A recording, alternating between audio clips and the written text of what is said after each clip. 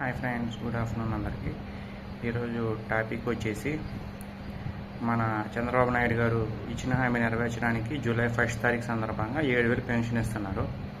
అది ఎలా అంటే 3 months పెన్షన్ ఏవైతే జగన్ గారు ఇచ్చారో 3,000 లెక్కన ఆ 3 months కలిపి 3,000 అంటే 1,000 రూపాయలు ఇస్తున్నారు. 4,000 ఆ 1000 ప్లస్ ఈ మంత్ ఇచ్చే 4,000 అంటే ఈ మంత్ నుంచి 4,000 స్టార్ట్ చేశారు.